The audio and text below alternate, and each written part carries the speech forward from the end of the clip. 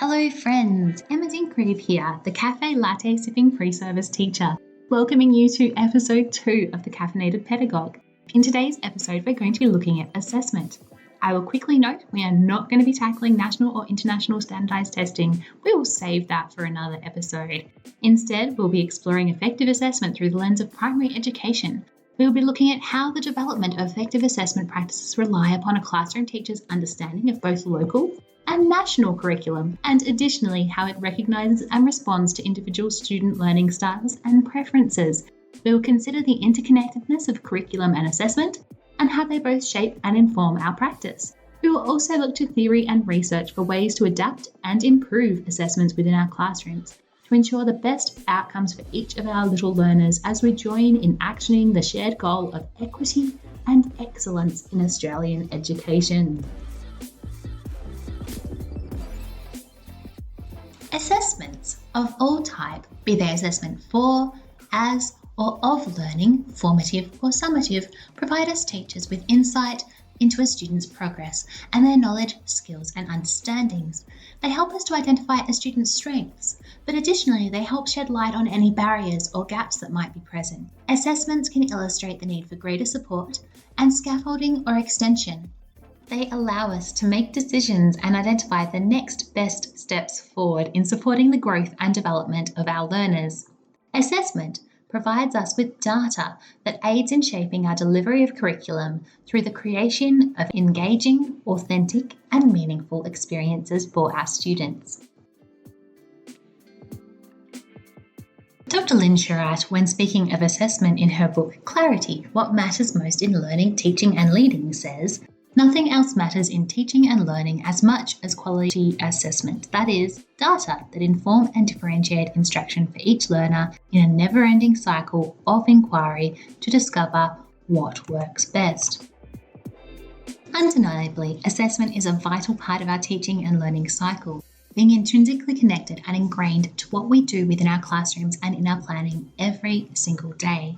It extends far beyond the mere paper tests that assess a student on what they know on a certain day, a snapshot in time, shall we say, in response to 10 questions or a fill-in-the-blanks worksheet. Or rather, it should extend far beyond this. So what is effective assessment? Research suggests that effective assessment practices see the embedding of both formal and informal assessment strategies to gain evidence of students' progress along the learning continuum. They are responsive, reflective, and proactive, leading to changes in practice based on the needs of each student. Effective assessment is an ongoing and purposeful process. It is not limited to the end of a unit. Instead, it sees gathering data throughout the teaching and learning cycle. This data helps to support and enhance learning. It guides and directs our students and allows for us to reflect on our own teaching as we gain feedback and evidence that helps us to evaluate not only a student's growth and progress, but also our efficacy in teaching. There appears to be a consensus amongst much of the literature regarding the elements of effective assessments. They are highly student-centred and equitable and provide sufficient challenge for all learners. They allow opportunities for individual goal setting. They build capacity and confidence for students to self-assess, peer assess, and provide feedback for their teachers. They consider the context. They are purposeful, authentic, and appropriate. They do not apply a one-size-fits-all approach. Rather, they allow students to demonstrate their understandings in multiple ways. And they feature clear learning intentions and success criteria that considers and reflects the curriculum, which relies upon a teacher's knowledge and understanding of the curriculum, its scope, and its sequence. It could be said that the curriculum is where we start when planning for assessment and with our practice too. The national curriculum in Australia is the Australian curriculum. It provides us with a framework and sets us the standard, as does our state curriculum. These curricular documents acknowledge the need for skills that extend beyond the mere developing of proficiencies in numeracy and literacy and include the development of skills, knowledge and understandings and dispositions or general capabilities that support our students in becoming lifelong learners, creative and confident individuals, and active and informed local and global citizens. While the curriculum sets the standard and aims to provide an equitable education for all Australians, how we choose to enact and employ the curriculum lies in the hands of us teachers and in the schools in which we teach.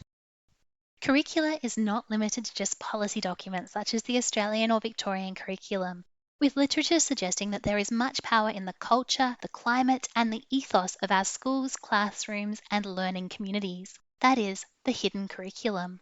Additionally, the null curriculum, like the hidden curriculum, is highly political and it sees us considering what is deliberately omitted from our teaching. It asks us to consider, what do I teach and what do I choose not to teach? What do we value as a school, a society, and a community? It considers how the interests and values of marginalised groups or minorities might be excluded from curricula, and it asks that we reflect on ways in which we can tailor our learning and assessments so that they're inclusive. Null and hidden curricula could be and are deserving of a podcast episode of their own, but back to the topic at hand, effective assessment. Kimber and Wyatt Smith suggest that while mandated curriculum and assessment are a legitimate focus of our schooling, so too are the skills that cultivate our students' capacity to thrive in tomorrow's world.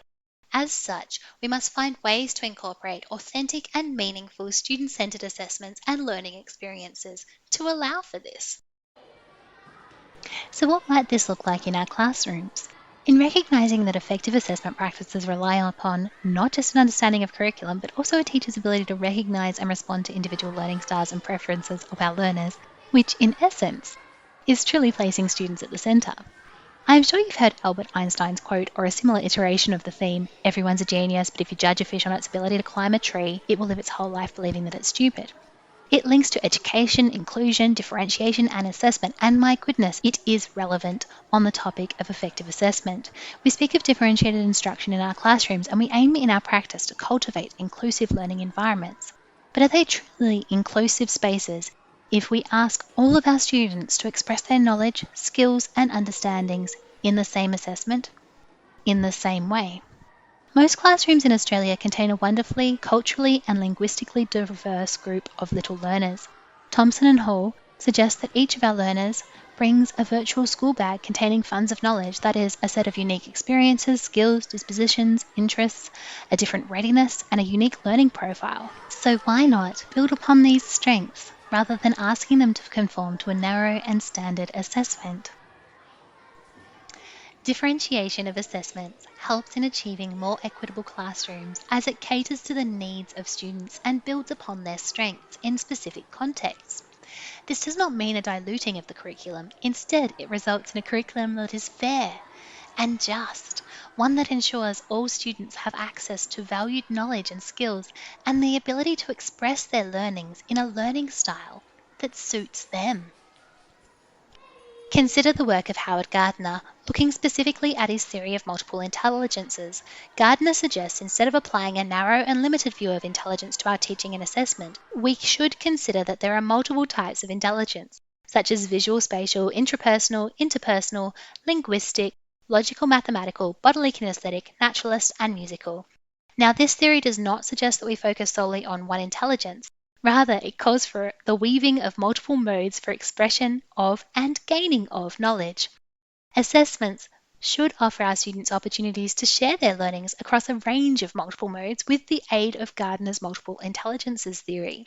Additionally, in acknowledging the complex and ever-evolving literacies of the 21st century, or multiliteracies, our students should be provided with opportunities to actively engage in the making, the taking, and the sharing of meaning across multiple modes and with a diverse range of verbal and nonverbal texts, such as oral, visual, auditory, and gestural, and do so in real-world contexts and in authentic and meaningful assessments.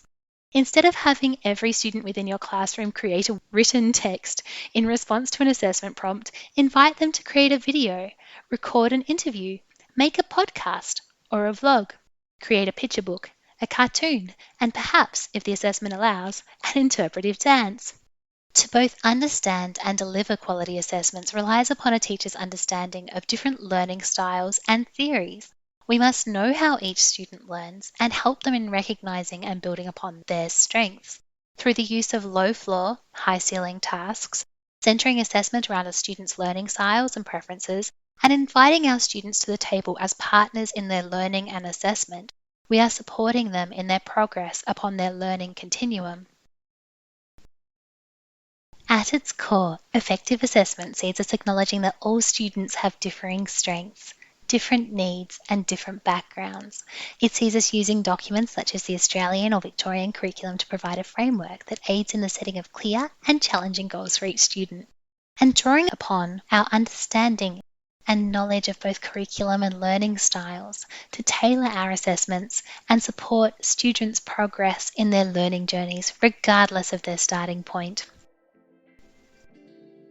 It is when we, as teachers, have a knowledge of curriculum, both local and national, and when we both understand and appreciate the value in supporting students' individual learning styles, that, my friends and fellow teachers, is when we truly move into the space of highly effective assessment and highly effective teaching and learning.